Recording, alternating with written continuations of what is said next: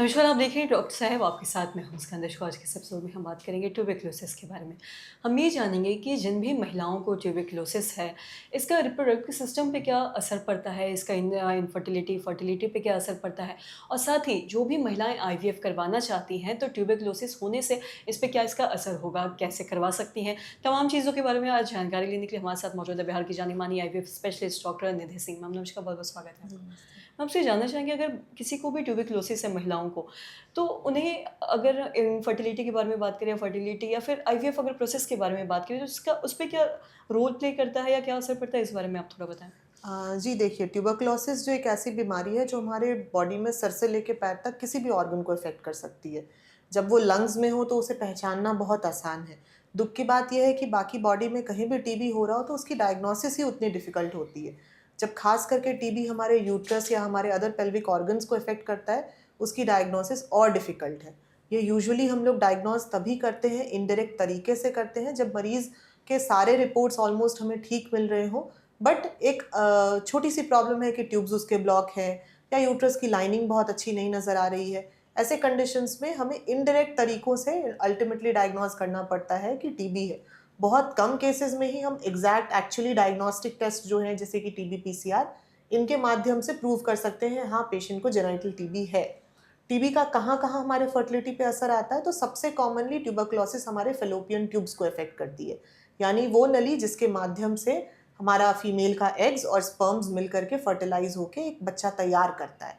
अगर ये tubes affected हो टीबी से तो ट्यूब्स जनरली ब्लॉक हो जाते हैं या इनमें पानी सा भर जाता है, जिसे हम लोग हाइड्रोसैल्पिंग्स कहते हैं, और वो ट्यूब एक सड़ी हुई ट्यूब जैसी हो जाती है और फिर वो बच्चा तैयार होने में मदद नहीं कर पाती है, और इसलिए महिलाएं हमारे पास इनफर्टिलिटी लेकर के आती हैं।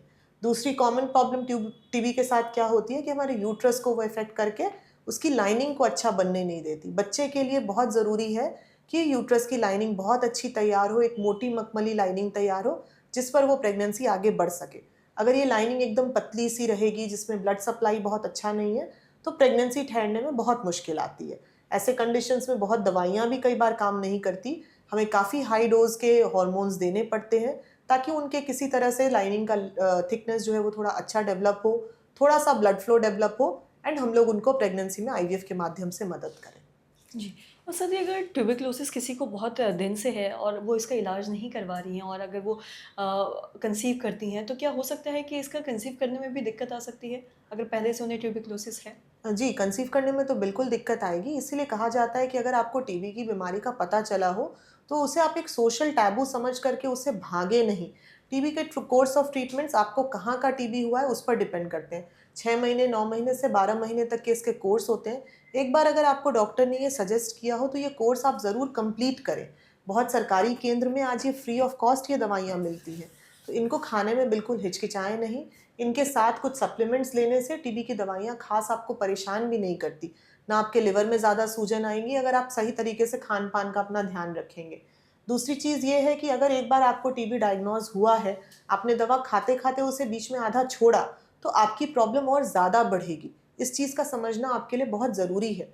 अदरवाइज़ क्या होगा कि आपको फिर और हाई पावर की दवाइयों की जगह इंजेक्शंस भी लेने पड़ सकते हैं, जो कि फिर आपके लिए प्रॉब्लम हो सकती है। इसीलिए ट्रीटमेंट को सही तरीके से कंप्लीट करिए और फिर आपका ज़रूर रास्ता निकलेगा। ऐसा नहीं है कि टीबी हो गया तो it is the end of the world. हम ट्रीटमेंट के साथ-साथ टीबी के साथ भी कंसीव कर सकते हैं और टीबी की दवाइयाँ प्रेगनेंसी में चलाते हुए प्रेगनेंसी को भी सेफली कैरी फॉरवर्ड कर सकते हैं। जी, बहुत-बहुत शुक्रिया तमाम जानकारी देने के लिए। तो आशा करते हैं दर्शकों की जो तमाम जानकारी है, आपकी लाभदायक रही हो। तो आज के इस वीडियो में इतना ही। वीडियो देखने के लिए आपका धन्यवाद।